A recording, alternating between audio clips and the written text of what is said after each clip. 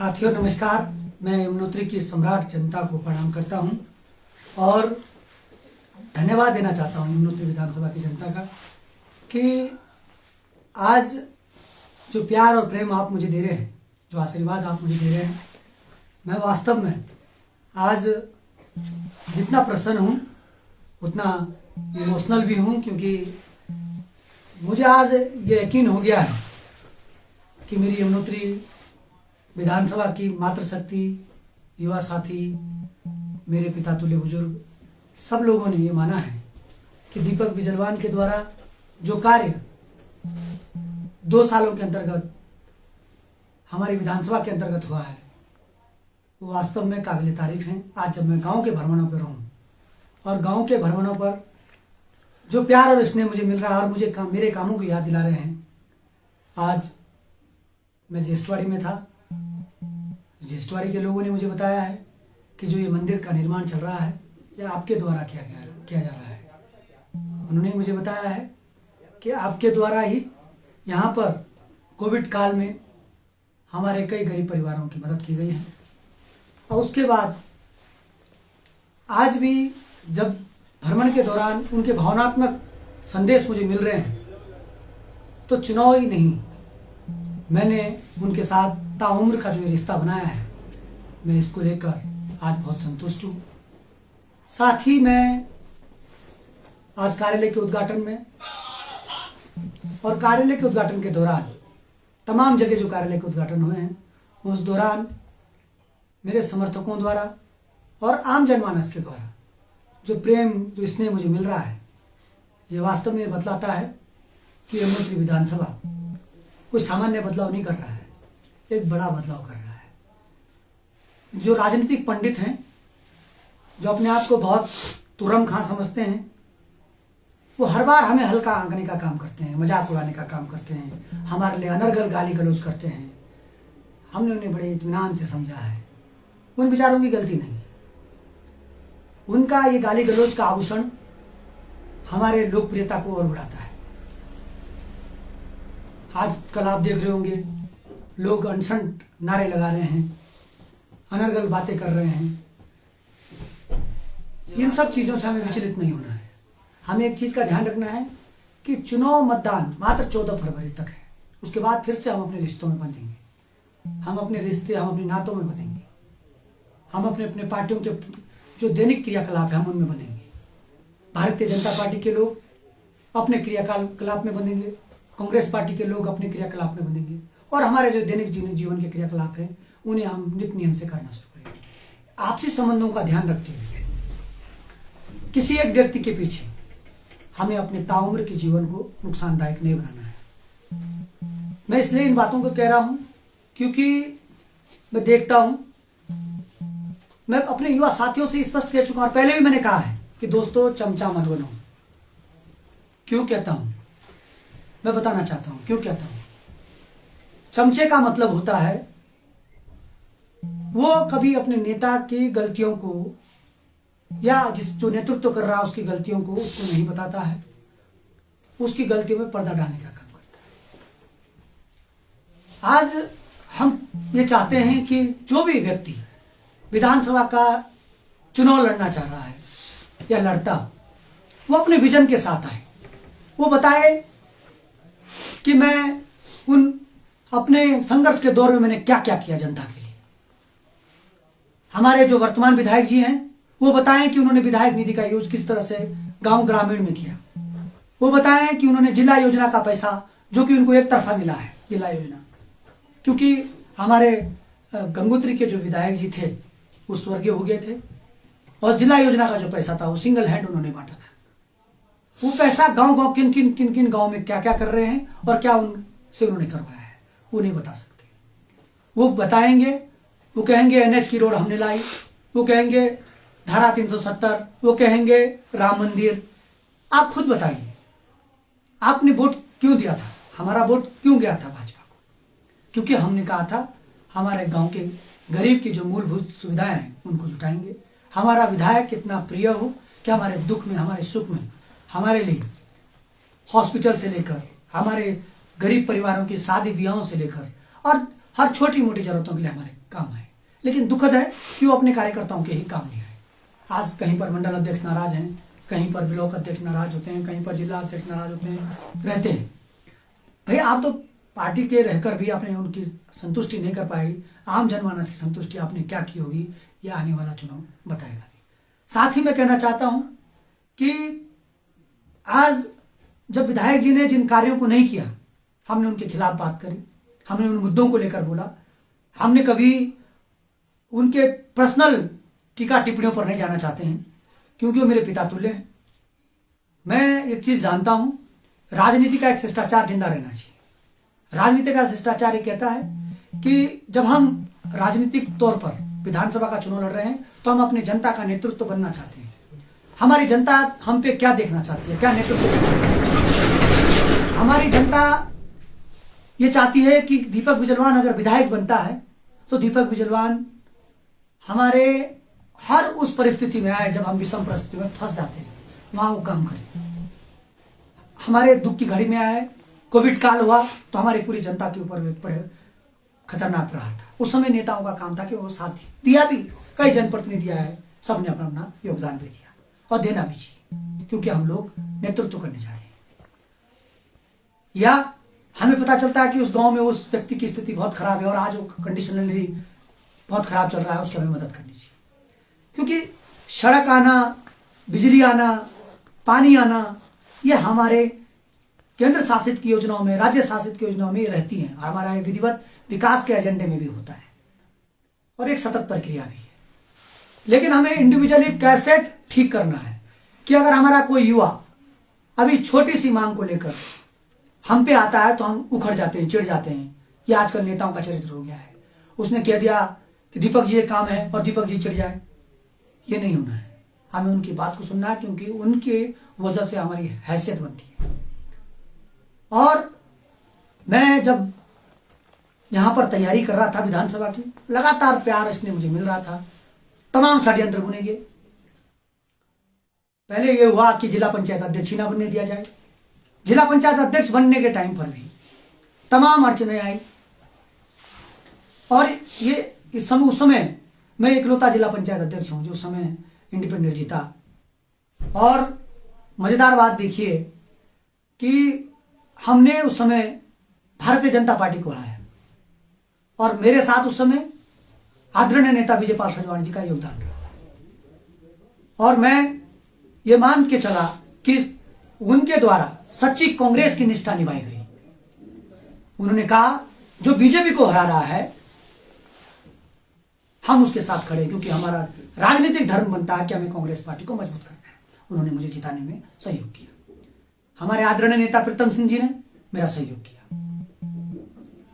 और कांग्रेस पार्टी आकर मुझे मजबूती दी गई। आज मुझे टिकट ना दिया, लेकिन उन्हें लगा कि लड़ रहा है और मैं अध्यक्ष जिला पंचायत का पद हासिल किया। मैं सदस्य जिला पंचायत का अधिकृत नहीं हो पाया, लेकिन मैं उनको जीत दिला पाया। इस बीच मैं चाहता तो बीजेपी ज्वाइन कर सकता था, क्योंकि जब मैं जीत गया था तो आसानी से बीजेपी की ज्वाइनिंग भी हो सकती थी। मैं चाहता भारतीय जनता पार्टी में ज्वाइन करके वर्तमान विधायक जी के झंडे बोल लेता और मैं भी 1 खरेसर, 2 खरेसर, 3 खरेसर, 1 होटल, 2 होटल, 3 होटल, बड़ा बिजनेस, बड़ा व्यापार कर सकता था। लेकिन मुझे लगा नहीं, मैं इन कामों के लिए नहीं आया। मेरा काम है जनता के पास जनता का धन पहुंचाया जाए। अब भैया गरीब आदमी को ना तो रजिस्ट्रेशन है, गरीब आदमी के पास ना तो बॉन्ड की कोई प्रक्रिया है, वो काम कैसे करेगा। हमने कहा सुनो भैया, नियम कानून देख लेंगे, जो करना है जो करें, हमें इसको फायदा कैसे देना है ये देख लो। हमने वो तरीका ढूंढा, उस तरीके में हम सफल हुए, जनता को वो तरीका पसंद आया और हमने खूब काम किया। और आज यमुनोत्री विधानसभा के जिस गांव में भी ये जाते हैं, इन्हें कुछ ना कुछ वहां मेरा दिख जाता है, तो ये मजाक उड़ाते हैं, अरे भांडे तो दिए, अरे क्या तो दिया, मंदिर तो बनाया, अरे खेल मैदान तो बनाया।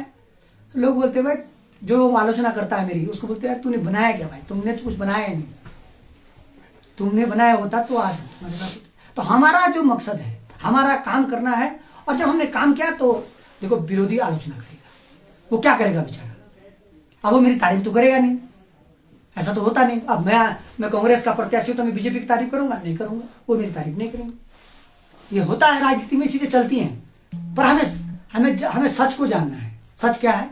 सच ये है कि जब मैं चुनाव जीत गया उसके बाद भारतीय जनता पार्टी को लगा एक नया पैटर्न का नेता है,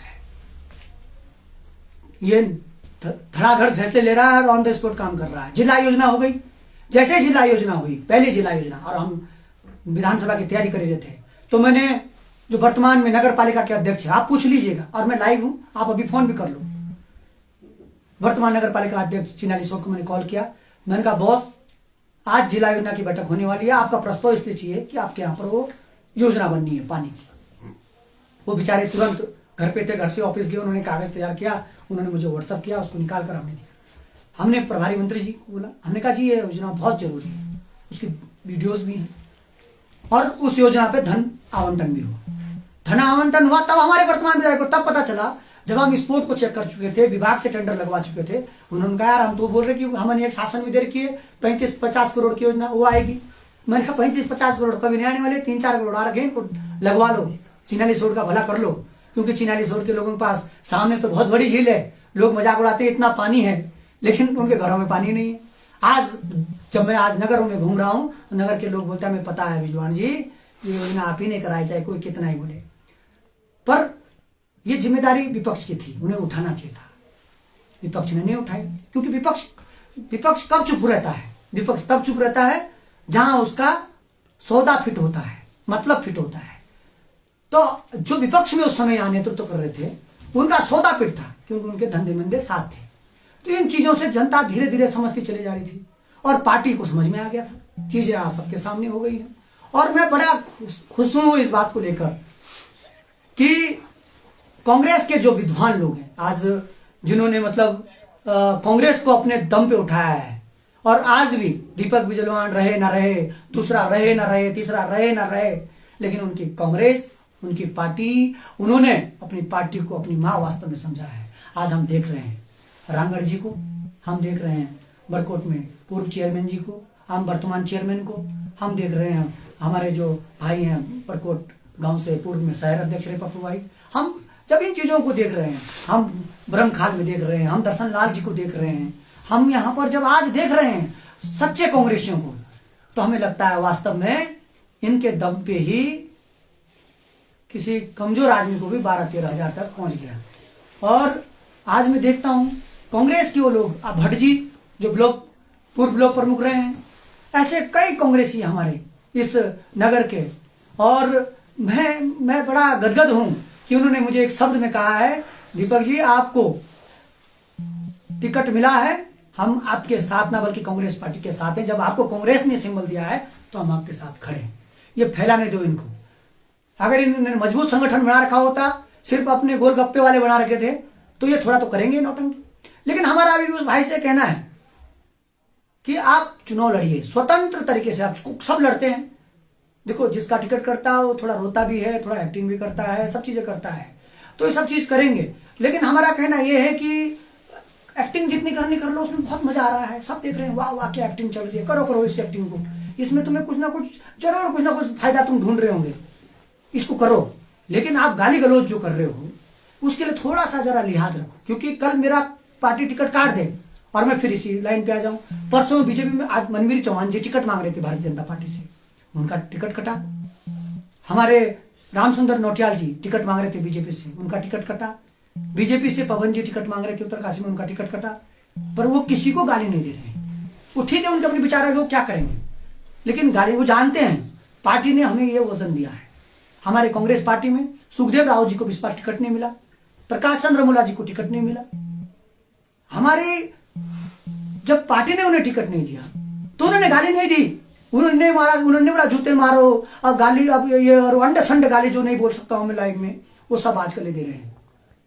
जिसको कल तक जनता लाठी लाटे कह रही थी, वो इतना गाली भी देगा, जनता ये भी देख रही है। भाई तुम चुनाव लड़ो, स्वतंत्र तरीके से चुनाव लड़ो, तुम्हें जनता अगर चाहेगी तो कौन रोक सकता है, जनता से बड़ा कौन है। जनता कोई कांग्रेस या बीजेपी की गुलामी तो नहीं है, अगर उनको जो अच्छा लगेगा वो करेंगे।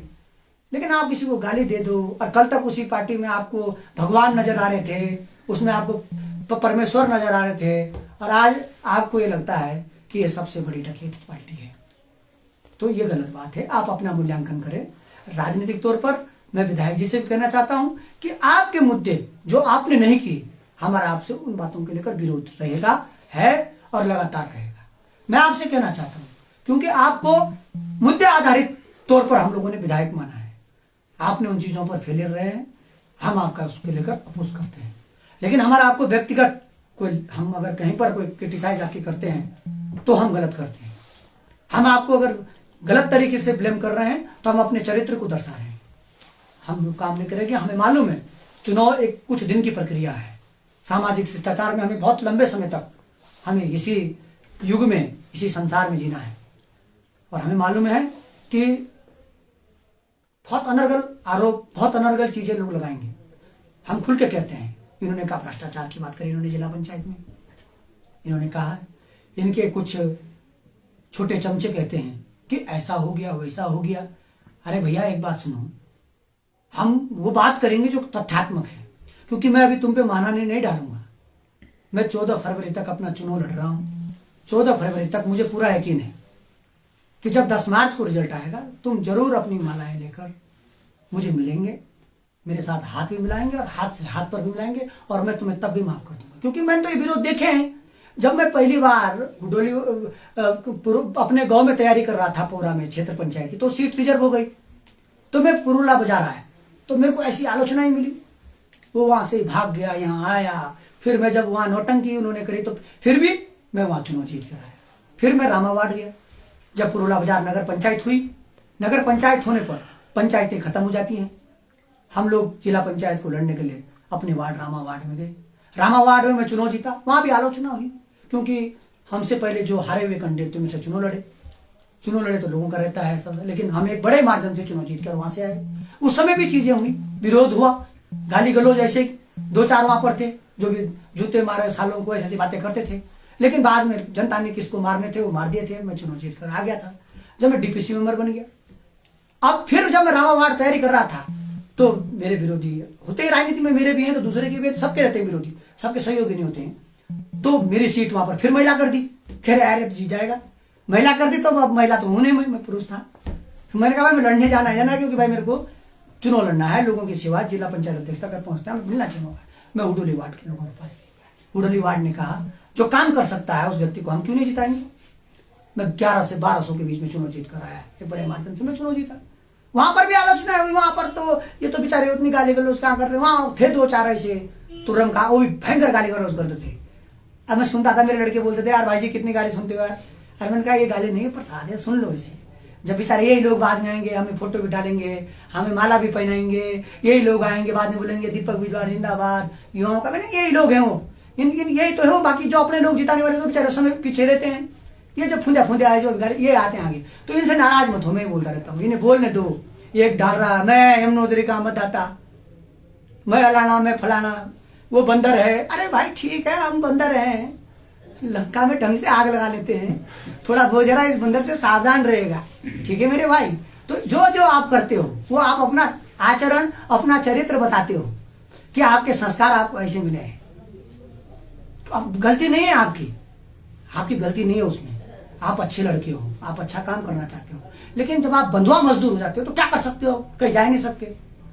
अब उस बेचारे की मजदूरी का जो, अब वो अच्छा लड़का है, वो अपने राजा के प्रति सही है, क्योंकि बंधुआ मजदूर है, उसको जागरूक नागरिक नहीं है, नाव का मतदाता है, वो बंधुआ मजदूर है। अब बंधुआ मजदूर क्या करेगा बेचारा, को उसने बोल नहीं है।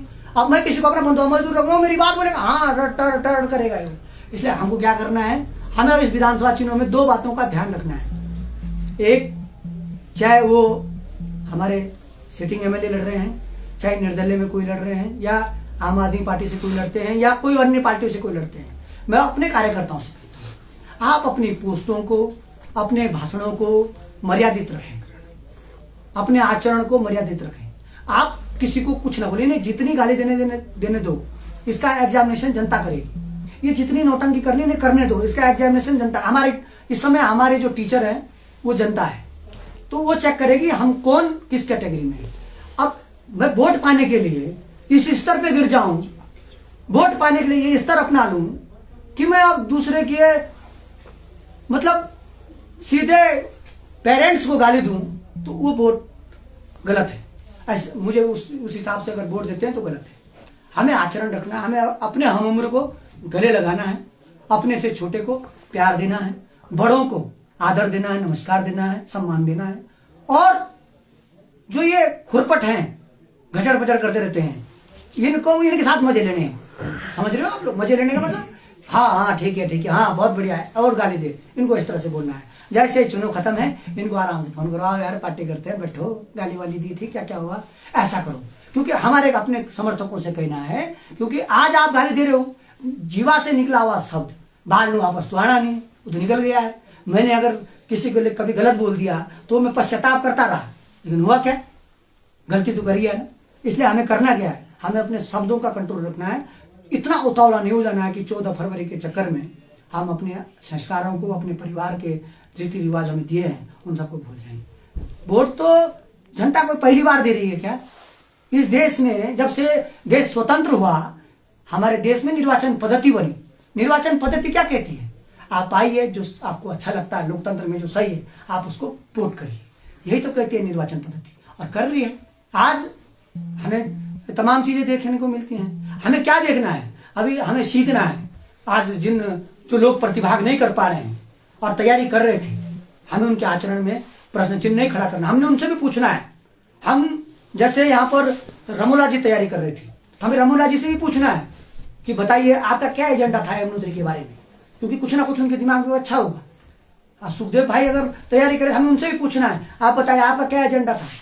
हमारे बड़े भाई मनवीर चौहान जी तैयारी कर रहे थे, हमें उनसे भी पूछना है कि भाई जी आपका क्या एजेंडा था यहाँ के बारे में।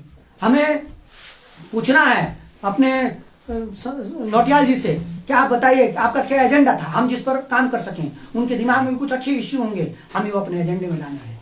हमें जो लोग, हमें लक्ष्मण भंडारी जी से पूछना है कि आप भी बताएं सर कि आपके क्या क्या एजेंडे थे। हमें इन सबसे पूछना है, क्योंकि सबके अंदर दिमाग होता है, सब लोग अच्छे से अपने एजेंडे को रखते हैं। हमें सबसे पूछना है, और हम जब सबसे पूछेंगे तो हम एक अच्छा एजेंडा बना सकते हैं। ऐसा नहीं है कि जब वो प्रत्याशी नहीं है तो हमें उनसे नहीं पूछना है।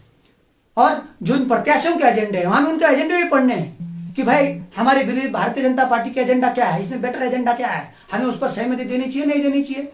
या हमारे निर्दलीय प्रत्याशियों का एजेंडा क्या आता है, आम आदमी पार्टी के हमारे प्रत्याशी उनका एजेंडा क्या है, हमारा बेहतर एजेंडा कैसे बने, हमारा विकास किस तरह से हो। इनमें सब में कुछ ना कुछ, क्योंकि ऐसा नहीं है कि सब लोग गलत हैं, सब लोगों के पास दिमाग है, सब लोग अच्छी तरीके से चीजें समझाते हैं। हमें सबका एजेंडा लेना है और उसको फिर जनता में फॉलो करना है। क्योंकि जब आप विधायक बनते हो तो आप सबके विधायक बनते हो, जब आप गांव के प्रधान बनते हो तो आप सबके प्रधान बन जाते हो। आज हमारे देश के प्रधानमंत्री है तो सबके प्रधानमंत्री है, प्रदेश का कोई मुख्यमंत्री है तो सबका मुख्यमंत्री है। तो आप जिस पद पे जा रहे हो, वो बेशक आपको किसी पार्टी सिंबल पे लड़ते हो, बेशक आप जनता का एक सारा का सारा वोट नहीं मिलता, लेकिन एक विनिंग फैक्टर वाला वोट मिलता है और आप विधायक बनते हो या आप सांसद बनते हो, लेकिन आप उस पार्टी के नहीं बनते हो, आप सबके बनते हो, आप सबका नेतृत्व करते हैं। तो हमें समाज के हर वर्ग से पूछकर एक एजेंडा तैयार करना है, आप जनता के बीच में उसको फिर पेश करना है। अब हम लोग सिर्फ अपने उद्देश्य को इसलिए भूल जाएं कि उसने गाली दे दी, वो उसका आचरण है, लेकिन हमारा अपना जो निशाना है वो उस अर्जुन की तरह है, मछली की तरफ, कि भैया लक्ष्य जीत का होना है, और जीत उस गरीब के लिए, उस आवाम के लिए, उस युवा के लिए जिसकी जरूरत में विधायक की है। और मेरा सौभाग्य है कि 70 विधानसभाओं में सबसे कम उम्र का विधायक लड़ने का मौका मुझे मिल रहा है। मैं धन्यवाद देना चाहता हूं अपनी पार्टी को, प्रभारी जी को, अपने नेता हरीश राव जी को, अपने नेता गणेश गोदियाल जी को, अपने नेता प्रीतम सिंह जी को मैं धन्यवाद देना चाहता हूं। आप लोगों ने वास्तव में जो निर्णय मुझे दिया है वो मेरे लिए एक गौरवान्वित क्षण है कि मुझे इस उम्र में आपने प्रत्याशी बनाया है। और अब मेरी जिम्मेदारी बनती है कि मैं आपको ये जिम्मेदारी डिसिप्लिन के साथ, आपके साथ, और आपके जो विचारधारा है, कांग्रेस की जो विचारधारा है, उन सबको साथ लेते हुए मुझे यहाँ से विजय फतेह करनी है। और वो मेरी जनता, आज मैं देख रहा हूँ यमुनोत्री विधानसभा की माटी मानुस तैयारी में है, और कितने षड्यंत्र रच लें, कितना ही कुछ कर लें, अब उसको ये रोक पाना मुश्किल है। इसलिए मुश्किल है क्योंकि जनता के साथ को मैं तुक्के में नहीं आया। कुछ लोग होते हैं ना कि यार फलाना आदमी बीजेपी में चले गया तो तुक्के में लड़ा दिया, और तुक्के में लड़ाएंगे तो तुक्के वाला नहीं हूं मैं। एक विधिवत तैयारी कर रहा था, काम के साथ तैयारी कर रहा था। आज भी कह रहा हूं, जनता जनार्दन से कहना चाहता हूं, यदि आपको भरोसा है कि मैं अधिकारियों को आपके काम के प्रति वचनबद्ध कर सकता हूं, अगर मैं जो हमारे विभाग हैं, जल संस्थान, जल निगम, पीडब्ल्यूडी, सिंचाई और हमारे जो समाज कल्याण, जो हमारी योजना जहां से हमारे समाज के परतपूर्ण योजनाएं आती हैं, यदि मैं आपके काम कराता हूं या करा सकता हूं या मेरे अंदर ये क्षमता है, तो आप मुझे विधायक के रूप में वोट दें। यदि आपको लगता है मैं इस टाइप का आदमी नहीं हूं, नहीं चुन सकता हूं, ना कर सकता हूं, तो आप अपना जहां आपका मतदान है, आपका मन है, आप वहां दें। क्योंकि मैं आपको अगर लगता हूं कि मैं इस लेवल में आप लोगों की बातों को रख सकता हूं, विधानसभा की पटल पे आप लोगों के काम करा सकता हूं, आपके काम कराने की क्षमता रख सकता हूं, तो जरूर मुझे मतदान दें। इसलिए बोलता हूं युवा साथियों कि आप लोग जरूर समझें, क्योंकि आप लोगों को मालूमात नहीं है। सचिवालय में अंदर जाने के लिए पास बनाना पड़ता है। पास तब बनता है या तो किसी सचिव से सेटिंग है, या किसी विधायक से सेटिंग है, या मंत्री से सेटिंग है। विधानसभा में जाने के लिए भी यही हालत है। मतलब हम बात आखिरकार एजेंडा का तय होता है, हमारे लोगों के मिशन कहाँ फतेह होते हैं? शासन में। शासन में हम लोग अपना एंट्री रख ही नहीं सकते हैं। मैं चाहता हूं कि जब मेरी सरकार बने, उत्तराखंड में कांग्रेस की सरकार बने, तो मैं चाहूंगा कि 7 दिन है, 7 दिन में से 2 दिन ऐसे हों जब समस्त जनता जनार्दन के लिए सचिवालय खुला हो। समस्त जनता जनार्दन के विधानसभा जो जा सकें, सचिव से बात कर सकें, अपने इशू रख सकें और उनकी बातों को सचिव सुने। नहीं तो अंदर ही नहीं जा पा रहे। पीआरडी वाले धक्का खाते रहे बेचारे, वो तमाम वो होमगार्ड वाले धक्का खाते रहे बेचारे, वो बेरोजगार संघ वाले धक्का खाते रहे और अंदर ही नहीं जाने देते। सचिव फोन ही नहीं उठा रहा, विधायक फोन ही नहीं उठा रहा, तो दिक्कत है। हम चाहते हैं कि युवाओं की पीड़ा जानता हूं। आज हमारे माँ बाप क्या चाहते हैं कि मेरा बेटा कहीं लग जाए, मेरे बेटे के लिए कुछ हो जाए, मेरे बेटा कहीं सेटल हो जाए। क्योंकि मैं एक युवा प्रत्याशी हूं, तो मैं जानता हूं कि जब मैं कल बनूंगा, और मैं आपके साथ एक दोस्त के रूप में हूं, आप बेफिक्र होकर अपनी दिल की बात मुझसे कह सकते हो। और जब आप अपनी बात मुझसे कहेंगे तो मैं आराम से आपकी बातों को सुनने का क्षमता रखता हूं, चिड़ूंगा नहीं। क्या कैसे कह दिया, 10 आदमी आगे, 25 आदमी आगे, इस टाइप का नहीं। और ऐसा भी नहीं हो कि चुनाव खत्म हो गया तो हम स्लिप डाउन हो जाएंगे।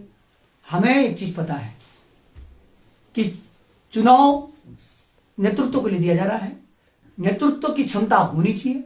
वो नेतृत्व की क्षमता को चेक करने की पावर जनता के पास वर्तमान में है। और इस समय अगर आप रुकते हैं कि नहीं चेक पा रहे जनता नेतृत्व की क्षमता को, तो आप गलत कर रहे हो। अब मैं आप सबसे कहना चाहता हूं, ठीक है, एक तो होती है पर्सनल दुश्मनी कि भाई पर्सनल दुश्मनी है, इसको वोट ही नहीं देना है। होता है कुछ लोगों की मेरे से, कुछ लोगों की दूसरे से, कुछ लोगों की, सब जितने प्रत्याशी, ये पूरी विधानसभा में, पूरे भारत में होता है ऐसा। ये तो पर्सनल दुश्मनी हो गई कि नहीं देना है, चाहे कुछ हो जाए, चाहे ये बढ़िया काम कर रहा है। और एक होता है कि हमको वोट देने जाना है यार, एक हमें क्या एजेंडा होना चाहिए यार, हम उस पर देना चाहते हैं। एक होता है कि नहीं हमें यही वोट डालना, चाहे कुछ हो जाए। मैं आपसे एक चीज कहना था, जानना जरूरी है आप सबके लिए भी और मेरे लिए भी। दीपक बिजलवान के पास भी एक सिंगल वोट है, इसके अलावा कुछ नहीं। ऐसे ही देश के प्रधानमंत्री जी के पास भी अपना वोट है, इसके अलावा कुछ नहीं है। ऐसे ही मुख्यमंत्री जी के पास भी अपना सिंगल वोट है। हमारे पास कोई ज्यादा वोट, बड़े वोट बांट वाला मामला नहीं है कि कोई हम ठेकेदार हैं वोटों के। सबका अपना वोट है, अपना मत है। और हमको नेता बनाने का जो मतदान करते हैं, वो एक विशाल सम्राट में जब जनता आती है तो वो जिताती है अपने सिंगल मतदान से। इसलिए आप अपने मतदान को ये ना समझें कि वो आपका अकेला मतदान से क्या हो जाएगा। नहीं, आपका सिंगल मतदान एक नेता को चुनता है और वो नेता आपके लिए, आपके भविष्य को चुनने की बात करता है। आज नेताओं की इमेज खराब है। नेता जैसे बोलते हैं तो लोग सोचते हैं यार ऐसा वैसा ऐसा, क्योंकि नेताजी के नाम पर सुभाष चंद्र बोस, चंद्रशेखर आजाद, महात्मा गांधी, इन सबको एक राज्य इसलिए नेता बोला गया था। नेता का तात्पर्य मेरे हिसाब से नेतृत्व से है। नेतृत्व चाहे वो आपके खच्चर यूनियन हो, चाहे आपकी वो गाड़ी यूनियन हो, चाहे आपको ठेकेदार यूनियन है, चाहे आपकी वो अनदर कोई यूनियन है, आप उसके नेता हैं। यदि आप अपने यूनियन को भड़का रहे हैं, गलत दिशा में ले जा रहे हो, तो आप गलत नेतृत्व दे रहे हैं। और आप अगर सकारात्मक दिशा में ले जा रहे हो तो आप सही नेतृत्व दे रहे हैं। इसलिए मेरा ये मानना है, हम नेतृत्व कैसा देना चाहते हैं, हम अपने लोगों को क्या बताना चाहते हैं। मैं आज चाहूं, मैं कहूंगा भैया सब लोग उसके लिए गाली लिखो, उसके लिए गंदी गंदी पोस्ट लिखो, तो मैं गलत दिशा में नेतृत्व देना चाह रहा हूं। अब मैं दोस्तों इस बात को इसलिए कह रहा हूं कि चुनाव का टाइम है, तमाम चीजें होंगी। चुनाव जैसे जैसे आगे बढ़ेगा चीजें और बढ़ेंगी। अब जैसे प्रचलन बढ़ेगा, आज तक तो नेता गरीब थे, क्योंकि नेताओं के पास हॉस्पिटल में किसी आदमी गरीब है तो गरीब आदमी के लिए पैसा ही नहीं था। नेताजी के पास कोई बीमार है तो उस बीमार के लिए पैसा नहीं था। लेकिन अब आजकल नेता सेठ है, जान लो, जानना जरूरी है। चुनाव आ गया इसलिए नेता सेठ है। अब क्या करेगा नेता? बढ़िया वाली दारू, बढ़िया वाले गांधी जी यानी पैसा, अब वो घर घर गाँव गाँव बिछवाने का काम करेगा। मैं आप सबसे कहना चाहता हूँ, लोकतंत्र का पर्व है, खुल के बोलने में कोई हेजिटेशन नहीं रखता। भिजवाएंगे आप, देखो इन्होंने काम धाम तो किया नहीं, तो जब ये भिजवाएंगे तो सीधा रख लो और चम और अंदर बचा कर दो सीधा उसको गैस पेच। उससे क्या होगा कि जब वोट देने आप जाओगे, वो दिल से देना, जिसके प्रति आपकी इच्छा है उसको देना। तो जिसने वो माल ज्यादा खर्च कर रहा है चुनाव में, पहले करते तो तुम उनको नेता मानते, पर चुनाव में करेंगे। अब चुनाव में गड्डियां इकट्ठी होंगी, अब यहाँ से करो वहां से करो, हराना है तो इन गड्डियां खाली करनी, इनकी मांगनी है इनसे, लाओ लाओ लाओ, जब दे रहे हैं और जब देंगे उन्हें पेल जाना है। और जैसे मतदान होगा, मतदान अपने दिल से जो ठीक लगे, जो आपको लगता है काम कर सकता उसको देना है। जब आप अपना मतदान दे दोगे, रिजल्ट आएगा, तब ये बोलेंगे अरे यार इन्होंने माल भी खा लिया और वोट भी नहीं दिया। मेरे साथ मैंने स्वयं देखा, मैं 2008, 2014, 2019 में जब जीता तो मेरे जो विरोधी थे वो इकट्ठा करके लाते, देखो मेरे को हराने के लिए पैसा खा लेते लोग, इनको हरा देते लोग इन्हें। तो मैं आज कह रहा हूं कि मतलब कोई हेजिटेशन मत करना कि नहीं नहीं नहीं यहाँ मत लाओ, यहाँ वो मत लाओ, यहाँ मत लाओ। जब ला रहे हो तो लाने दो और उनको अंदर खाने रखने दो। और मतदान जो देते हो वो हमें विवेकपूर्ण मतदान देना है, विवेकपूर्ण मतदान, हमें सही मतदान देना है, जो आपको सही लगे, जो आपके क्षेत्र के लिए काम कर सके, जो आपके इश्यूज पे बात कर सके, जो आपके मुद्दों की बात कर सके, जो जानता हो कि हमारे कर्मचारियों की क्या दिक्कतें, उन्हें हमें विधानसभा में कैसे उठानी है, जो आसानी से सबकी बात सुन सके, आसानी से उन बातों को सुन सके, और जो जानता हो कि पटल में हमें वार्तालाप को किस माध्यम से रखना है, इन सब चीजों पर जो फोकस करे उसको आपने नेता चुनना है। और मुझे पूरा भरोसा है आप सब पर कि आप लोग एक सही नेतृत्व चुन रहे हैं। और मैं देख रहा हूँ आज जहां जहां मैं जा रहा हूं उसका अपार सहयोग मिल रहा है। और एक नैरेटिव है आज जनता के बीच में, जानती है जनता कि दीपक बिजलवान एक तरफा चुनाव जीत रहा है, और टिकट मिलने से ये रफ्तार और तेज हुई है। ये बात विपक्षी भी जानते हैं और मेरे साथ के लोग भी जानते हैं और मैं भी जानता हूँ। इस रफ्तार को हम बनाए रखेंगे। 14 फरवरी को आप सबसे मेरा निवेदन है, मैं आपसे डेली रूबरू होऊंगा नए नए मुद्दों के साथ। और आप सबसे कहना चाहता हूं, अपने समर्थकों से भी कहना चाहता हूं, आप किसी प्रत्याशी के खिलाफ अनर्गल बयानबाजी ना करें। प्रत्याशी को कोई वार्तालाप करनी हो उन्हें करने दीजिएगा, आप लोग अनर्गल बयानबाजी ना करें, सकारात्मक प्रचार करें। सकारात्मक प्रचार से सकारात्मक दिशा तय होगी। यमुनोत्री एक बहुत बेहतरीन विधानसभा है, यहाँ माँ यमुना का, माँ गंगा का निवास है। आप सबको देखना होगा, हमें पवित्र रूप से अपने चरित्र को यहाँ दिखाना है, और जो कुछ जनता जनार्दन हमें देती है उसका सस्वीकार सम्मान करना है। लोकतंत्र का पर्व है, यहाँ जीत और हार जनता तय करेगी। और जनता जनार्दन को एक बार पुनः दीपक बिजलवान का प्रणाम।